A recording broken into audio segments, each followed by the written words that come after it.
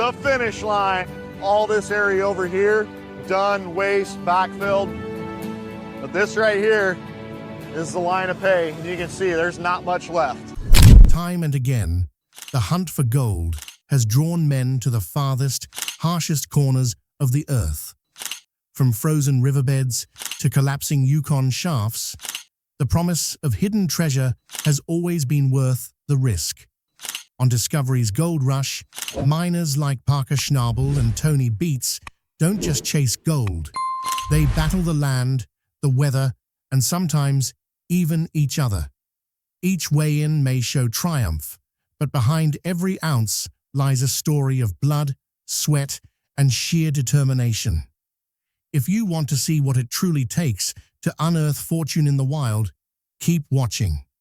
And don't forget to subscribe, because the next strike might just be the biggest one yet.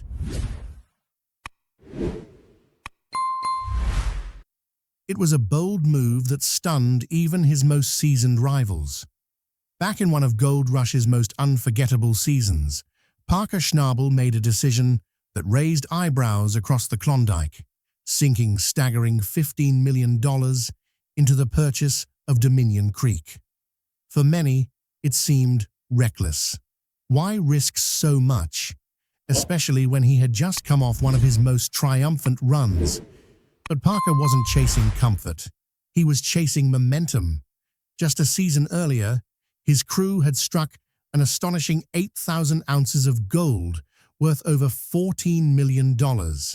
It was a haul that confirmed what many already suspected, that Parker Schnabel was no longer just a rising star.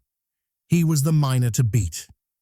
With two legendary wash plants, Big Red and Slucifer, firing on all cylinders, the crew had pushed deeper and harder than ever. Every day brought a new challenge: broken machinery, unpredictable weather, and the relentless pressure of staying ahead. Yet somehow, the gold kept flowing, and week after week, they pulled nugget after nugget from the pay dirt. But for Parker, success is a double-edged sword, because when you hit it big, you know the clock is ticking. He began to realize that his old stomping grounds, Scribner Creek, were beginning to run dry. Years of mining had slowly stripped it of its riches. The easy gold was gone. What was left would take more time, more risk, and far more money to reach. So Parker made a call. He wasn't going to wait for failure to come knocking. He went all in on Dominion Creek, not because it was the safe choice, but because he knew that standing still in this game means falling behind. And when you're leading the charge, there's no room to lose ground. So Parker rolled the dice. He gathered his inner circle, laid out the stakes, and told them point blank, "This is it. If we want to stay in the game, we need to make a move, and we need to make it now." The reaction was mixed. Some on his crew were excited. The prospect of a new frontier always carries a certain thrill. But others were skeptical. They'd seen too many big dreams buried under bad rock. But Parker wasn't one to back down from a challenge, especially not with so much riding on the line. To understand just how big this gamble was, you need to see it from his perspective. This wasn't just a new claim. This was a new era, a bold leap into uncharted territory. Dominion Creek, according to the reports and surveys, was one of the most potentially gold-rich areas left in the Yukon. If the estimates were even half right, it could change everything. But here's the catch: Parker wasn't just spending $15 million on a maybe. He was committing his entire future to it. Every piece of equipment, every hour of labor, every ounce of trust his crew had in him.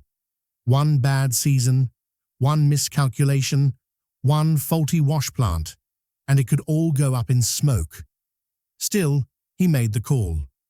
And when the paperwork was signed, the land was finally his. That summer, the operation shifted into high gear. Haul trucks rumbled across the valley, Dozers carved new roads into the hills.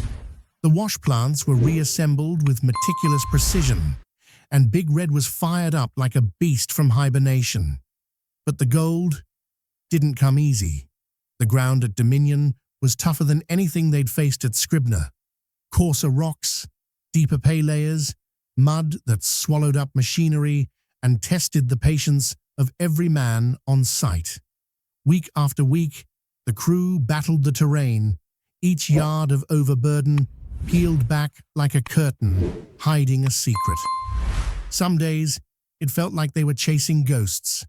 Morale wavered, costs mounted, and whispers began to circulate among the men. What if Parker made a mistake? But Parker held his ground. He pored over maps late into the night, studied every drill log, talked to old-timers who knew the creek like the back of their hand. He wasn't going to let his $15 million dream die in the dirt. Then, it happened. A layer, a signal, a glint in the pan that turned into a roar of excitement. Gold, not just traces, but ribbons of it, running thick through the gravel. Parker's instincts had been right all along. The gamble had paid off. From that moment on, the crew hit their stride. Every wash from Big Red brought in ounces, and soon, Dominion Creek was proving itself to be exactly what Parker had hoped for, a gold mine that could define his legacy. But success in the Klondike never comes without a cost, because just as Parker's crew began to celebrate, new problems loomed on the horizon. What happened next? No one could have predicted. Just when it seemed like the season was spiraling into financial ruin, Parker decided to shift operations slightly to the south, to an area marked as low priority on the survey maps. It was an act of desperation, born out of sleepless nights and gut instinct. He knew the gold had to be somewhere. It just didn't make sense that a site with such a storied history had gone completely dry. Not yet. So the crew fired up the machines once more, exhausted, frustrated, but still hanging on to hope by a thread. Day after day, they stripped layers of earth, pushing deeper into virgin ground that hadn't been touched in decades. The ground changed. The soil grew darker, wetter. And then they hit something. At first, they thought it was just a buried log, maybe part of an old cabin or water channel used by miners long gone. But as the excavator carefully peeled back the surrounding dirt, more details emerged. Straight lines, squared edges, timber perfectly cut and sealed. This wasn't natural. It was man-made. Parker's heart skipped a beat. He ordered all digging to stop. What they had unearthed was no ordinary structure. It was the entrance to something buried, something sealed, covered in layers of silt and rock. This wasn't part of any modern-day operation. This was old, very old. Parker stood at the edge of the hole in stunned silence. He didn't say a word for nearly a minute, just staring down at the wooden beam frame peeking through the ground like a ghost from the past. "Get the camera," he finally whispered, barely loud enough to hear. "Everyone needs to see this." Once they cleared more soil, the full picture began to take shape. A hidden tunnel or chamber, perfectly preserved beneath the permafrost. Parker couldn't believe it. Had he just stumbled upon a lost piece of Yukon Gold Rush history? Could this sealed chamber explain the patchy gold readings on their scans? More importantly, was there gold inside? Excitement buzzed through the crew like electricity. The tension of the last few weeks faded almost instantly. Men who were barely speaking to each other were now smiling, shouting, laughing again. Parker had rolled the dice, and against all odds, he might have hit the jackpot. But it wasn't just gold fever driving the emotion. It was the mystery, the why behind it. Who built this chamber? Why seal it? Was it an old trapper's stash, a miner's emergency cache, or something more legendary? They had no idea what they were about to uncover, only that it had been hidden away for over 100 years, and now, after all this suffering, all this doubt, it was finally calling out to be revealed. And Parker? He stood taller now, the weight of doubt replaced by the burden of possibility. This wasn't just about mining anymore. This was about history, legacy, and proving once again that no matter how deep you go, you can always dig deeper.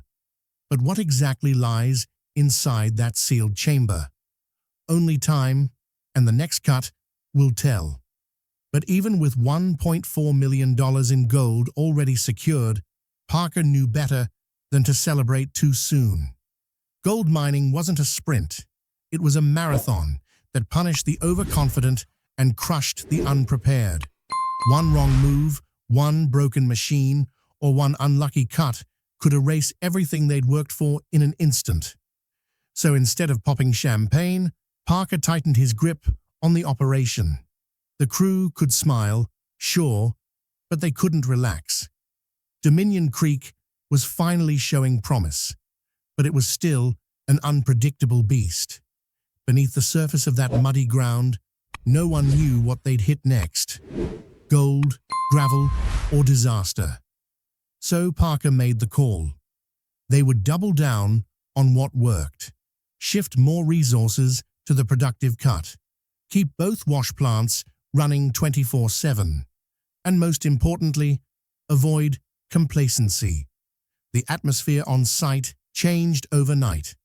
There was a spark in the air again, not from anxiety, but ambition.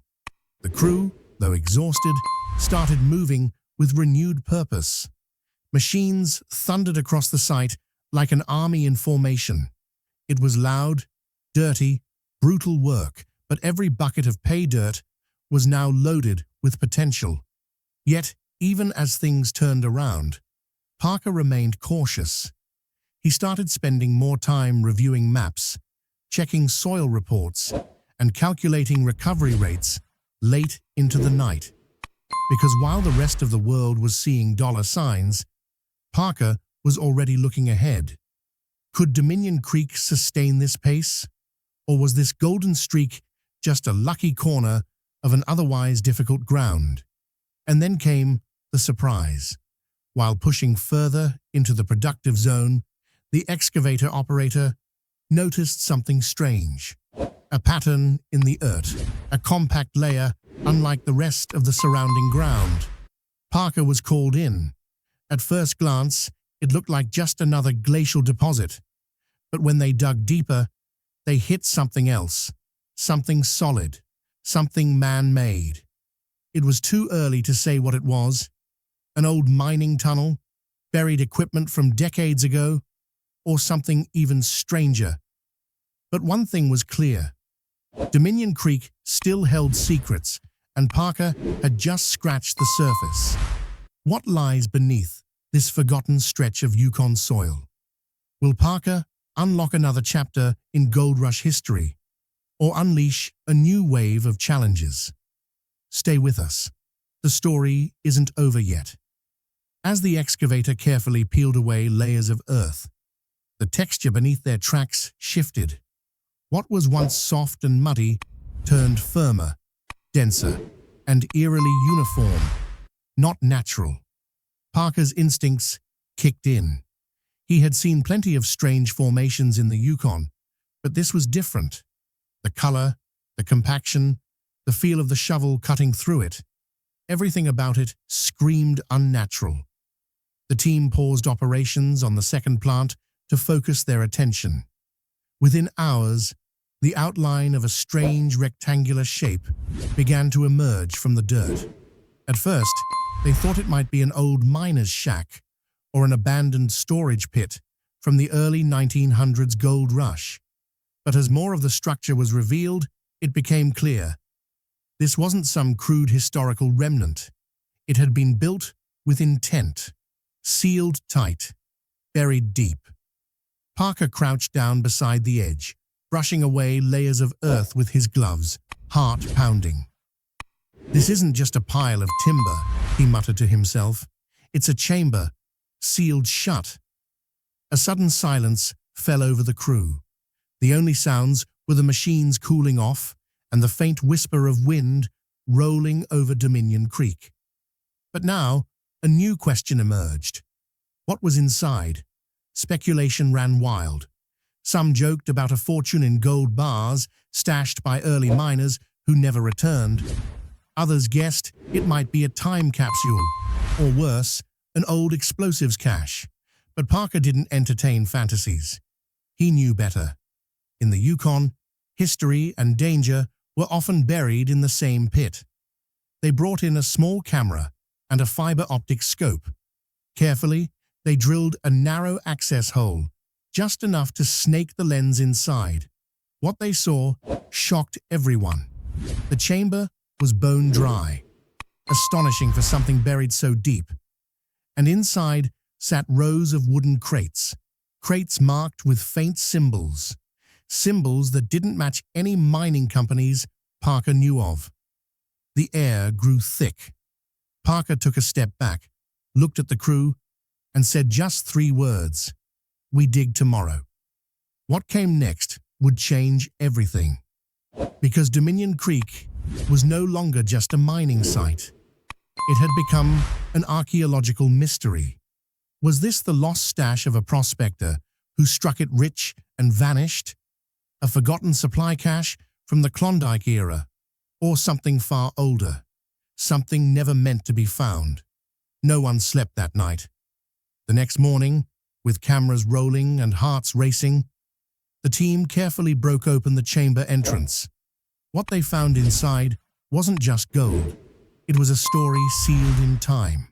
Tools, old mining ledgers, personal belongings, even letters written in fading ink, dated 1898, and in one crate, buried beneath rusted pickaxes and a tattered journal, were raw gold nuggets, larger than anything Parker had ever seen in his life. This wasn't just a successful season anymore. It was a historical discovery that would put Parker's name in the books forever. The Parker held the journal in his hands, its leather cover crumbling with age. The ink had faded, but the handwriting, careful, deliberate, told a story that instantly pulled everyone in. This wasn't just any miner's diary. The entries spoke of danger, betrayal, and gold. Lots of it. According to the final pages, the miner, a man named Elias Carter, had struck a pocket of gold so rich it seemed unnatural. But he hadn't told anyone. He feared what the others would do if they found out. There were whispers in the entries about men going missing, tunnels collapsing under mysterious circumstances. And then the words stopped. The last page ended mid-sentence. Parker lowered the book slowly, chilled to his core. It wasn't just gold buried under Dominion Creek. It was a secret, one that someone had once tried very hard to hide. That evening, the crew gathered around the fire, stunned into silence. They all felt it, that sense of walking over ghosts, of unearthing something meant to stay buried. For Parker, this discovery wasn't just about history anymore. It was personal. Dominion Creek had tested him, broken him, almost made him give up. And now it had given him something no one expected. The next morning, word had already spread. A documentary crew was inbound. Parker's satellite phone wouldn't stop ringing. Archaeologists were reaching out, journalists, even museum curators. Everyone wanted a piece of what was found in that chamber.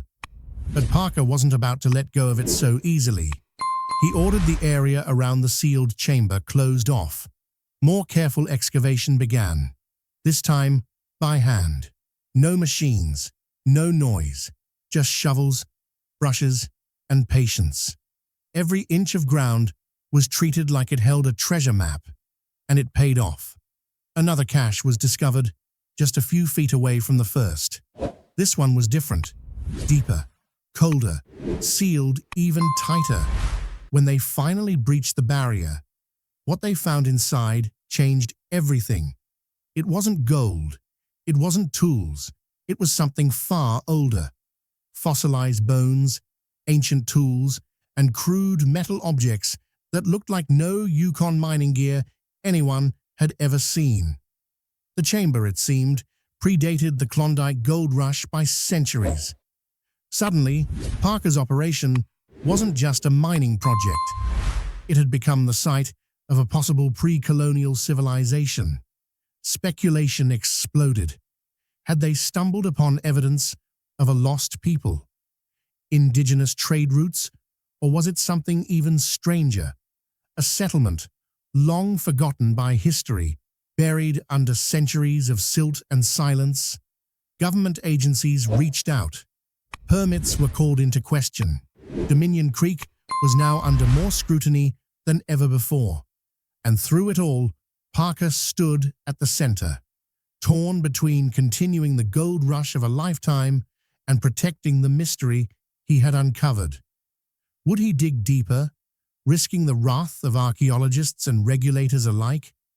Or would he walk away, with millions in gold and a secret no one else would ever truly understand? One thing was clear: Dominion Creek had changed forever. And so had Parker Schnabel. But just as the dust began to settle, one of his foremen brought over something strange, a rusted key found near the second chamber with an inscription worn almost smooth by time. It read, "Vault 2, East Cut." Parker looked up toward the horizon. There was more. There had always been more. And now, nothing was going to stop him from finding it.